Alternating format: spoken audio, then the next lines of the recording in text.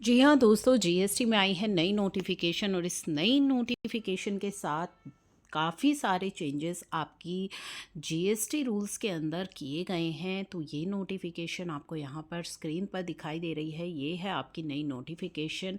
Rule 2, rule 24, rule 27 and rule 32 आपका applicable हो रहा है 11 फरवरी 2025 से। Rule 8, rule 37, clause 2 of rule 38 ये आपके एप्लीकेबल होंगे 1 अप्रैल से। तो ये चेंजेस जो हैं आपकी जीएसटी के अंदर किस तरीके से, तो सबसे पहले हम बात कर लेते हैं आपकी जीएसटीआर 3B के अंदर आया है बहुत ही मोस्ट अवेटेड चेंज जिसकी आप सभी वेट कर रहे थे। तो हमारा जो ये चेंज है रूल 32 जो कि इफ़ेक्टिव हो रहा है 11 फरवरी से, ठीक है। ये बात करता है हमारी जीएसटीआर 3B की टेबल 6.1 एंड 6.2 के अंदर क्या चेंज किया गया है। In the set rule with effect from date to be notify, तो नोटिफाई डेट कर दी गई है, यानी कि 11 फरवरी आपकी जो डेट है वो नोटिफाई हो चुकी है। तो नोटिफाइड डेट से आपकी 3B के अंदर ये चेंज किया गया है। टेबल 6.1 आपकी 3B की जो टेबल 6.1 है उसकी जगह अब ये following table shall be substituted, ये टेबल सब्सटीट्यूट कर दी गई है। क्या है ये टेबल, डिस्क्रिप्शन दिया गया है और सेकेंड नंबर पे पेबल, थर्ड नंबर पे आपका जो चेंज है वो कर दिया गया है adjustment of negative liability of previous tax period. तो प्रीवियस टैक्स पीरियड की जो नेगेटिव लायबिलिटी है वो आप किस तरीके से एडजस्ट करेंगे वो इस टेबल में आपके लिए अब यहाँ पे क्लैरिफाई कर दिया गया है। अदर देन 1, तो यहाँ पे reverse charge supply made under section 9 subsection 5, तो ये नया चेंज भी जो 9(5) का लाया था वो रिवर्स चार्ज का वो यहाँ पे आपकी टेबल में आ गया है। Table 6.2 shall be omitted, table आपकी जो 6.2 है वो ओमिट कर दी गई है, हटा दी गई है।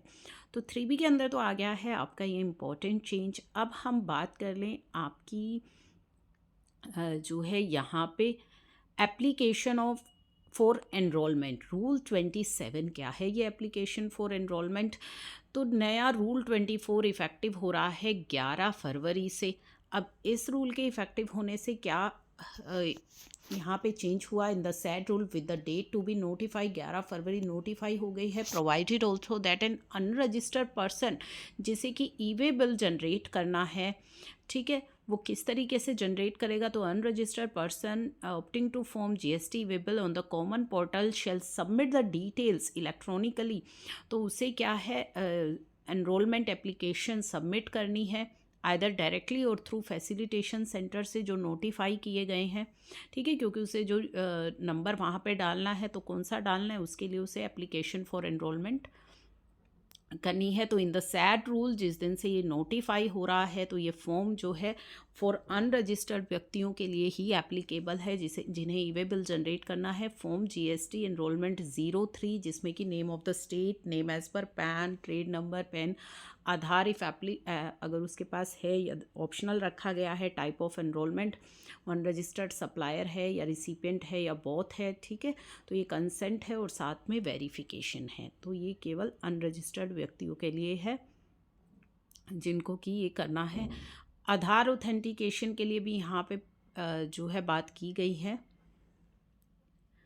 Where applicant is not along with the verification form GSTR 1, तो आधार रजिस्ट्रेशन के लिए भी इसमें चेंज दिया गया है। साथ ही इनपुट सर्विस डिस्ट्रीब्यूटर का जो चेंज है वो इफ़ेक्टिव हो रहा है 1 अप्रैल से।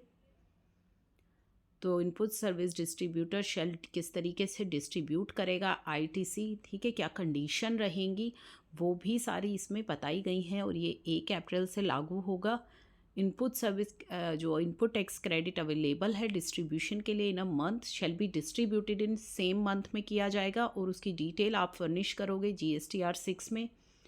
The amount of credit distributed shall not exceed the amount of credit available, यानी कि जो आप डिस्ट्रीब्यूट कर रहे हैं वो एक्सीड नहीं होना चाहिए उससे जितना आपके पास अवेलेबल है। The credit of tax paid on input service attributable to recipient of credit shall be distributed only to that recipient, तो जिस recipient से belong करता है उसी को हो। Attributable to more than one recipient of credit shall be distributed among such recipient to whom input service is attributable, ठीक है, pro rata basis पर होगा। शेल बी डिस्ट्रीब्यूटेड, जो ITC डिस्ट्रीब्यूटेड करोगे रिसिपिएंट में, and such shall be pro rata on the basis of turnover in a state और turnover in a territory के basis पर during the relevant period to the aggregate of turnover of all the recipient. तो ये यहाँ पे इन्होंने नीचे बताया भी है कि किस तरीके से कैलकुलेट किया जाएगा। सी जो है अमाउंट कितना आपको डिस्ट्रीब्यूट करना है। टी मीन्स टर्नओवर क्या रहेगा, जैसा कि क्लॉज डी और ई में बताया गया है। टी, कैपिटल टी मीन्स जो एग्रीगेट टर्नओवर है।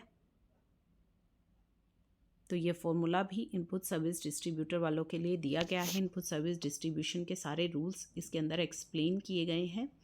GSTR 7 की जो टेबल है फॉर टेबल 3, ये नई टेबल सब्सटीट्यूट कर दी गई है, जिसमें कि GSTN invoice document detail, amount paid to deductee liable for TDS and amount of TDS। Table 4 revise details क्या है। टेबल 4 में पहले आपका क्या रहता था, month, GSTN of deductee invoice and document detail, amount paid to deductee liable for TDS।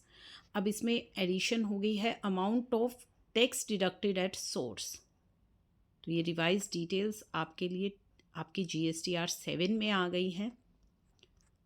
आपकी GSTR 7 1 अप्रैल से इफ़ेक्टिव हो रही है। GSTR 8 भी 1 अप्रैल से इफ़ेक्टिव हो रही है। ओरिजिनल डिटेल्स आपके यहाँ पे मंथ, GSTN ऑफ सप्लायर, अब क्या रहेगी, GSTN of supplier, details of supply made which attract TCS and amount of TCS। सभी डिटेल्स आपको अपनी GSTR 8 में देनी है। तो ये चेंजेस हैं जो आपकी GST में रूल्स के अंदर किए गए हैं। 11 फरवरी से आपकी ई-वे-बिल रजिस्ट्रेशन और GSTR 3B के रूल्स चेंज हो रहे हैं। तो अपनी 3B फाइल करने से पहले इस इम्पोर्टेंट टेबल को ज़रूर देख लीजिएगा। अगर आपको कोई नेगेटिव वैल्यू अपनी एडजस्ट करनी है तो इस टेबल के थ्रू अब आप एडजस्ट कर सकते हैं।